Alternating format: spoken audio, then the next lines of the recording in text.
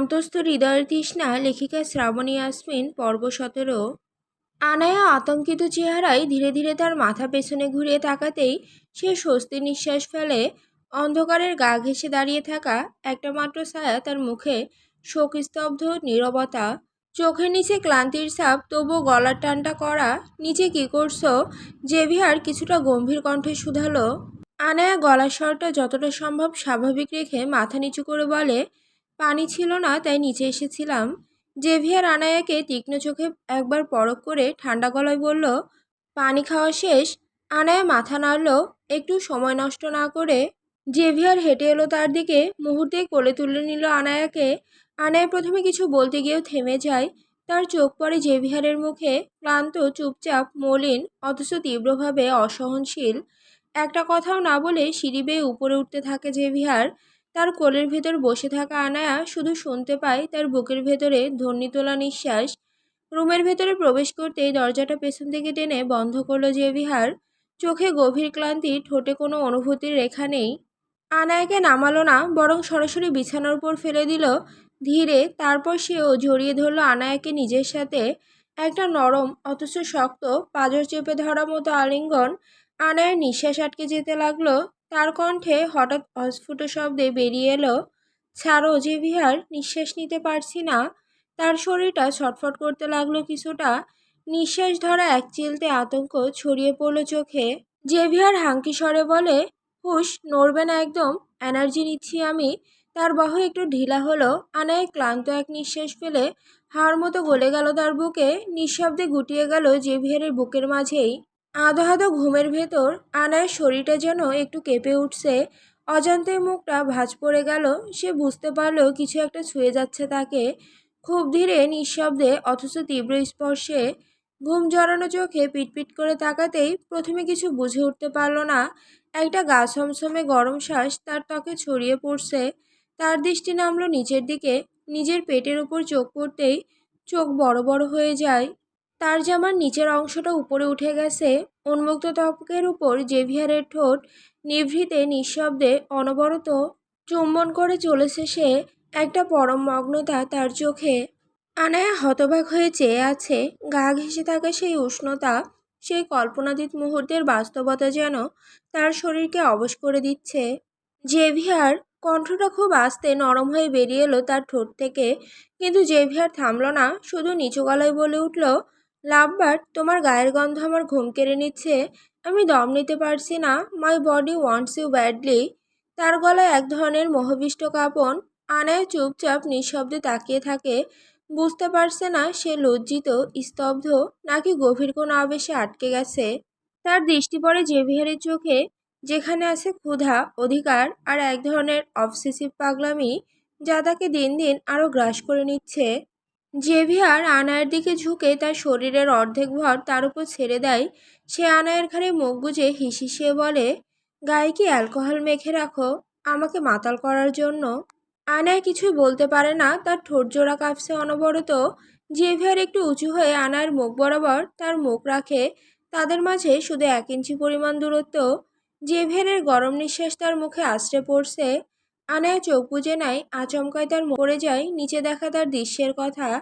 আনায়া ফট করে চোখ খুলে কিছু বলতে চায় জেভিয়ারকে। তবে জেভিয়ার আনায়ের ঠোঁটের ওপর তার শক্তপোক্ত আঙুল হালকাভাবে চেপে ধরে থামিয়ে দেয়। জেভিয়ার অদ্ভুত ঘোর লাগা চোখে তাকিয়ে আছে। হঠাৎ সে আনায়াকে ছেড়ে উঠে বসে তাকে নিজের কোলে বসিয়ে নেয়। আনায়া জেভিয়ারের উন্মুক্ত শক্তপোক্ত কাঁধে নিজের হাত রাখে। জেভিয়ার আনায়ার পিঠে হাত গলিয়ে তার পরনের পোশাক খুলে নেয়। আনায়া সম্পূর্ণ শরীরে চোখ বুলিয়ে মোহবিষ্টের ন্যায় বলে, আমি যখন তোমার সাথে থাকবো, you don't need to wear inner. Your tits are in perfect shape, exactly how they should be for me. Anaya লজ্জায় চোখ বন্ধ করে নেয়। তার গাল দুটো গরম হয়ে গিয়েছে। আনায়া ভেবে পায় না এই ছেলেটা এত বেহায়াপনা কথা খোলাখুলিভাবে বলে কি করে। এর কি একটু লজ্জা করে না এইসব সরাসরি বলতে? জেভিয়ার একটু শব্দ করে হেসে ফেলে। সে আনায়ের ঠোঁট জোড়া দখল করে নিয়ে কিছুক্ষণ পর ছেড়ে দেয়। জেভিয়ার ইশারায় আনায়ের বুকের দিকে দেখিয়ে এক হাতে আনায়ের ভেজা ঠোঁটে স্লাইড করতে করতে বলে, ইউনো, তোমার এই বাটার বলসগুলো আমাকে ডাকছে, বলছে, প্লিজ জেভিয়ার, টেস্ট আস। আনায়া জেভিয়ারের ঘাড়ে একটা জোরে কামড় বসিয়ে দিয়ে বলে, প্লিজ থামো জেভিয়ার, তোমার এইসব কথায় আমার কেমন যেন অনুভূত হচ্ছে। জেভিয়ার বাঁকা হেসে বলে, I know what you need baby. সে আনায়ের বুকের মাঝখানে নিজের খসখসে হাতের আঙুল দিয়ে স্লাইড করতে থাকে। একটু ঝুঁকে আনায়ের বুকের স্পর্শকাতর জায়গায় আশেপাশে নিজের নাক দিয়ে ঘষতে থাকে। আনায়া শিরশিরে অনুভূতি হচ্ছে। বেশ কিছুক্ষণ পর আনায়া কিছুটা বিরক্ত হয়ে বলে, জেভিয়ার এমন করছো কেন? জেভিয়ার ভাবলেশহীনভাবে বলে, কি করছি? উফ, দেখতে পারছো না? আমাকে কি বুঝতে পারছো না? শেষের কথাটা আনায়া বেশ অসহায় কণ্ঠে বলে। জেভিয়ার আনায়ের কানের কাছে গিয়ে ফিসফিস করে বলে, I want us to be in 69 position right now. Anaya চোখ বড় বড় করে জেভিয়ারের দিকে তাকায়, যেন সে পৃথিবীর সব থেকে আজব কথা শুনে ফেলেছে। জেভিয়ার আবারও বলে, are you ready love bird? Anaya মাথা দুদিকে নাড়াতে থাকে, তবুও জেভিয়ার তার উত্তরে অপেক্ষা করে তাকে বিছানায় ফেলে দিয়ে তার সম্পূর্ণ শরীরে চুম্বন করতে থাকে। সে আনায়ের পায়ের কাছে গিয়ে থেমে যায়, এরপর বলে, লাভ বার্ড, কোমরের নিচে একটা বালিশ দিয়ে নিবে, তোমার কমফোর্ট ফিল হবে। আনায়া তার দিকে অসহায় চোখে তাকায়। জেভিয়ার সেইটা পরোয়া না করে আনায়ার কোমরের নিচে একটা নরম বালিশ দিয়ে বলে ওঠে, let me taste your sweetness baby, slowly বা deeply, because tonight I need to own you with my tongue. Xavier হঠাৎই নিচু হয়ে গিয়ে অনায়াসে তার কোমরের কাছ থেকে চুমু আঁকতে আঁকতে সামনে এগোতে থাকে। তার জিভ এক একটা জায়গায় থেমে তারপর আবার চলতে থাকে নরম, তীব্র, ভয়ানক আসক্তির ছোঁয়ায়। আনায়া নিজের শরীরটা ধরে রাখতে পারছে না। সে নিঃশ্বাস ফেলছে গভীর ছন্দে। তার মুখ থেকে অস্ফুট শব্দ বেরিয়ে আসছে, অসহ্য অপেক্ষায় চাপা অভিব্যক্তি। জেভিয়ার, এমন করো না। সে কেঁপে ওঠে। জেভিয়ার থামে না, তার চোখ যেন ধূসর দাবানল। সে আনায়ের ঠোঁটে ঝুঁকে আসে আবারও। চুমুটা প্রথমে ধীরে, তারপর আগুন হয়ে ছড়িয়ে পড়ে। জীব একে অন্যকে খুঁজে পায়, ভিজে পাগল করা মোহাচ্ছন্ন। জেভিয়ারের আঙ্গুল আনার পিঠ বেয়ে নামছে নিচে, আর আনার বুকের মাঝখান থেকে একটা চাপা গোঙানি বেরিয়ে আসে। I love the sounds you make, so god damn perfect. সে বলে, আর একটা নিঃশ্বাসে আনায়ের ঘাড়ের পাশে মুখ গুজে চুমু আঁকে। আনায়া চোখ বন্ধ করে কাপা গলায় ফিসফিস করে বলল, তুমি আমাকে পুরোদমে শেষ করে দিচ্ছ। জেভিয়ার গর্জে ওঠে মৃদু কণ্ঠে, তুমি আমার ফেভারিট ডিস্ট্রাকশন লাভবার্ড। সকাল হয়েছে বেশ কিছুক্ষণ আগেই, তবে আনায়া এখনও তার বিছানা ছাড়েনি। তার মাথায় ঘুরপাক খাচ্ছে কাল রাতের দেখা দৃশ্য, যার হিসাব সে মেলাতে বারবার ব্যর্থ হচ্ছে। পাশে জেভিয়ার উপর হয়ে ঘুমে তলিয়ে আছে। কাল রাতে ঘুমাতে তাদের বেশ রাত হয়েছে। আনায়া তার অভ্যাসবশত উঠে পড়লেও জেভিয়ার এখনও ওঠেনি। সে ধীর পায়ে ওয়াশরুমে গিয়ে ফ্রেশ হয়ে আসে। চোখে এখনও ভাসছে রাতের সেই তীব্র অভিজ্ঞতা। জেভিয়ারের আঙুল, তার দৃষ্টি, আর নিজেকে খানিক শক্ত করে আনায়া আয়নার সামনে দাঁড়িয়ে ভেজা চুলটা তোয়ালে দিয়ে মুছতে মুছতে ওয়াশরুম থেকে বের হয়। বিছানায় তাকিয়ে দেখে জেভিয়ার নেই। আনায়া ভ্রুকুচকে সিঁড়ি বেয়ে নিচে নামতে থাকে। ডাইনিং টেবিলে বসে ব্রেকফাস্ট করছে জেভিয়ার। ফুল ফর্মাল রেডি, চুল সেট, পারফিউমের হালকা গন্ধ ঘিরে আছে তাকে। কেউ তাকে দেখলে কাল রাতের পুরুষ আর এখানে বসে থাকা পুরুষের মাঝে মিলই খুঁজে পাবে না। টেবিলের এক মাথায় বসেছেন জেভিয়ারের বাবা জন রেভেন। চোখে গম্ভীরতা, ঠোঁটে নিঃশব্দ অভিব্যক্তি। আনায়াকে দেখে কেবল একবার তাকালেন, তারপর আর কিছু বললেন না। আনায়া কেমন যেন খুসখুসে অস্বস্তি নিয়ে দাঁড়িয়ে থাকলো। জেভিয়ার তাকে চোখের ইশারায় তার পাশে বসতে বলল। আনায়া একটু হকচকিয়ে গেলেও বসে পড়ে। এমন সময় হঠাৎ তার দৃষ্টি পড়ে ডাইনিংয়ের এক কোণায় দাঁড়িয়ে থাকা সেই সার্ভেন্ট মেয়েটির দিকে। তার চুল বাঁধা, মুখে অদ্ভুত শান্ত এক অভিব্যক্তি। কিন্তু আনার চোখ হঠাৎ কেঁপে ওঠে। এই তো, এই মেয়েটিকেই তো সে গতরাতে দেখেছিল। আলোর ফাঁকে তার মুখের সেই কাঁপুনি, কাটা ধরানো গালের পাশে নীলচে দাগ, সেই শূন্য চোখ। আজকে যেন কিছুই হয়নি এমন স্বাভাবিক মুখে দাঁড়িয়ে আছে সে। চা পরিবেশন করছে, টেবিলে ফল সাজাচ্ছে। আনায়ের ভেতরটা অদ্ভুতভাবে গুড়িয়ে যায়। আনায় চোখ আটকে থাকে সেই মেয়েটার ওপর। সার্ভেন্ট মেয়েটা ঠিক যেন কিছুই হয়নি এমন স্বাভাবিক আচরণ করছে। মুখে একটু ক্লান্তি নেই, চোখের নিচে কাল রাতের সেই দাগগুলো আজ যেন জাদুর মতো গায়েব। আনায়া এক দৃষ্টিতে তাকিয়ে থাকে। কিছু একটা অস্বাভাবিক, এতটাই নিখুঁত হয়ে ওঠা অস্বাভাবিক। সেই মেয়েটা এবার হঠাৎই আনায়ের দিকে তাকিয়ে বলে, কিছু লাগবে ম্যাম? এক মুহূর্তের জন্য আনায়ের ঘোরটা ভাঙে। মেয়েটার গলা একদম স্বাভাবিক, চোখে ভয় তো দূরের কথা, কোনো টান টান ভাবও নেই। আনায়া চমকে উঠে সামান্য মাথা নাড়ে। না, কিছু লাগবে না। সে চোখ নামিয়ে নেয়। ভেতরে ভেতরে কেমন যেন গুলিয়ে যেতে থাকে সব কিছু। খাবারটা কোনো রকমে শেষ করে উঠে দাঁড়ায় আনায়া, তবে খেয়াল করে জেভিয়ার এখনো পাশেই বসে আছে। তার খাওয়া অনেক আগেই শেষ, তবুও ফোনে ব্যস্ত হয়ে ঠিক একই জায়গায় বসে রয়েছে। আনায়া ধীরে উঠে দাঁড়াতেই জেভিয়ার ফোনটা পকেটে ঢুকিয়ে দেয়। তারপর হঠাৎ করে আনায়ার কবজিটা ধরে নেয় শক্ত করে। আনায়া কিছু না বলে পেছন পেছন হাঁটতে থাকে। ঠিক তখনই পেছন থেকে ভারী অথচ স্থির গলায় জেভিয়ারের বাবার কণ্ঠ ভেসে আসে, যাওয়ার আগে আমার সঙ্গে দেখা করে যেও, কথা আছে। জেভিয়ার থেমে যায়, তবে ঘাড় ঘোরায় না। স্রেফ কয়েক সেকেন্ড নিশ্চুপ দাঁড়িয়ে থাকে। তারপর কোনো উত্তর না দিয়ে আবার পা বাড়ায় উপরের দিকে। রাশিয়ার সেরেমেতিভীয় আন্তর্জাতিক বিমানবন্দরের বাইরে ঠান্ডা হাওয়া কাঁপিয়ে দিচ্ছে চারপাশ। গায়ে কালো কোট, চোখে কালো চশমা এরিক্স দাঁড়িয়ে আছে গেট 5-এর সামনের একটা গাড়ির পাশে। তার চোখ ধীরে ধীরে মানুষগুলোর মুখ স্ক্যান করে যাচ্ছে। হঠাৎ করে সে এক মুখ দেখে স্থির হয়ে যায়। দূর থেকে এক ব্যক্তি এগিয়ে আসছে, লম্বা, ঘাড় উঁচু, ডান পাশের গালে একটা গাঢ় কাটা দাগ, চোখে দাগ যেন কোনো পুরনো ঘটনার স্মৃতি বহন করে চলেছে। কাছে আসতেই তাকে দেখে অ্যারিক্সের মুখে এক ঝলক হাসি খেলে যায়। লোকটা এগিয়ে এসে এক ঝটকে অ্যারিক্সকে বুকে টেনে নেয়।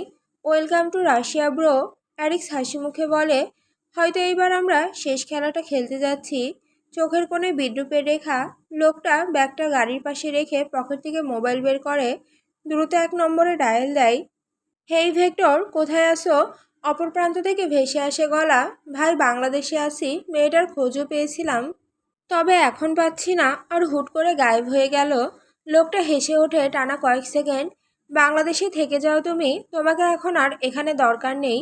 জেভিয়ার আনাইকে নিয়ে রাশিয়ায় চলে এসেছে, আর তুমি ওখানে মেয়ে খুঁজতে থাকো। এই বলে ফোনটা কেটে দেয় সে। আরেকবার অ্যারিক্সের চোখে চোখ রাখে। অ্যারিক্স ঠান্ডা স্বরে বলে, ভিক্টর চুপ করে থাকবে না, সে ফিরবে। আমিও চাই সে ফিরুক। খেলাটা সমানে সমানে না হলে জমে না ঠিক। লোকটা ফু দিয়ে সিগারেট ধরায়। I just want her or nothing. এতদূর আমি শুধু এসেছি ওর জন্য, যে কোনো মূল্যে হোক আমার ওকে চাই।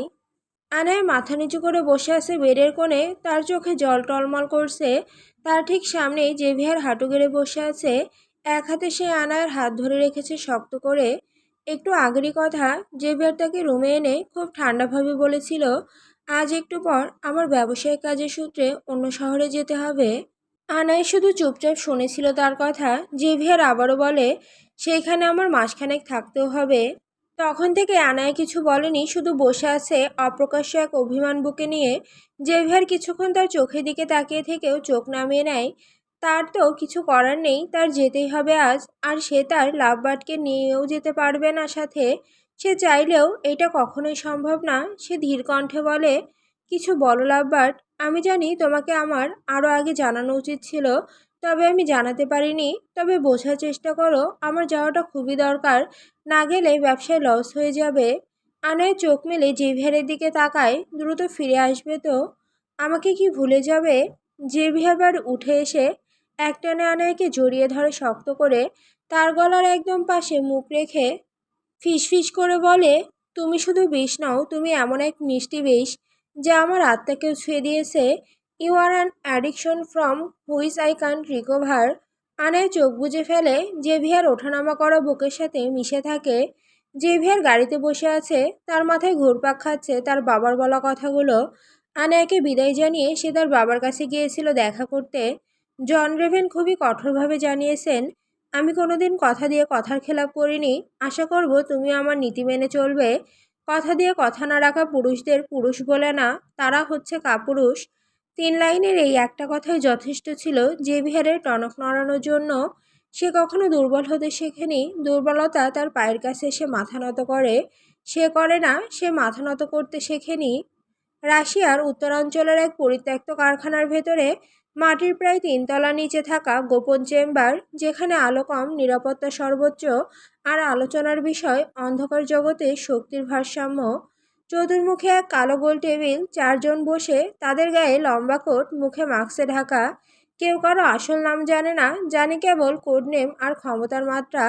প্রথমজন বলল, ইউক্রেন বর্ডার দিয়ে নতুন অস্ত্র চালান যাবে, সেমি অটোমেটিক থেকে শুরু করে লং রেঞ্জ স্নাইপার পর্যন্ত। তবে প্রোটেকশন দরকার হবে, আমাদের ঢাল কি হবে এবার? দ্বিতীয়জন গলার স্বর নিচু করে বলল, রোমানিয়া ও বুলগেরিয়া থেকে রিক্রুট করা হচ্ছে। 14 থেকে 17 বছর বয়সী কিশোর, তাদের দিয়ে কাজ করানো হবে। ওরা সহজে ধরা পড়ে না, আর মরলেও কেউ খোঁজে না। তৃতীয়জন ফাইল ছুঁড়ে দিল টেবিলে। এই সপ্তাহে 17টা মেয়েকে সরানো হয়েছে তুরস্ক হয়ে দুবাইয়ের, পরে চালান যাবে বাংলাদেশ থেকে। সোর্স চুপচাপ কাজ করছে, কিন্তু একটা সমস্যা, একটা মেয়ে আনায়া ম্যারি, তাকে ফলো করা হচ্ছে, কিন্তু সে কারো হেফাজতে আছে। কেউ তাকে গার্ড দিচ্ছে, কে সেটা এখনো ক্লিয়ার না। চতুর্থ জন, যিনি এতক্ষণ চুপ ছিলেন, গলায় থেমে থেমে বললেন, আনায়া ম্যারির বিষয়টা পরেও দেখা যাবে। সেই শুনেছি রাশিয়াতেই আছে, এবং মিস্টার ডেভিডও রাশিয়াতে এসেছে, তাই আজ তার চাপ কম। সহজে মেয়েটাকে সময় বুঝে তাদের কাছে তুলে দেওয়া যাবে। বাকিরা কেউ আর কথা বাড়ালো না। এদের মাঝে সবথেকে প্রভাবশালী লোক ইনি। তার ওপর কথা বলা মানেই নিজের মৃত্যুকে নিজে বরণ করে নেওয়া নিজ হাতে। আর এখানে কেউ তাদের মেরে ফেলে রাখলেও আজীবনেও কেউ জানতে পারবে নাকি সন্দেহ। লোকটা আবার বলে, অস্ত্র, ড্রাগস, হিউম্যান কমোডিটিস সব চলছে, কিন্তু এবার বড় টার্গেট হলো পলিটিক্যাল ইনফ্লুয়েন্স। বাংলাদেশের ভেতর কিছু দুর্বল জায়গা তৈরি হচ্ছে, যেখান থেকে নতুন রুট চালু করা যাবে। দ্বিতীয়জন আবার বলে, ড্রাগ ট্রাফিকিংটা এখন আমাদের মূল ইনকাম। কোকেন, হেরোইন, ফ্যান্টানিল সব চলছে। আমেরিকায় ঢোকানোর জন্য নতুন কন্টেনার রুট খোলা দরকার। ইন্দোনেশিয়া বা বাংলাদেশ থেকে পার্সেল পাঠানো সুবিধাজনক।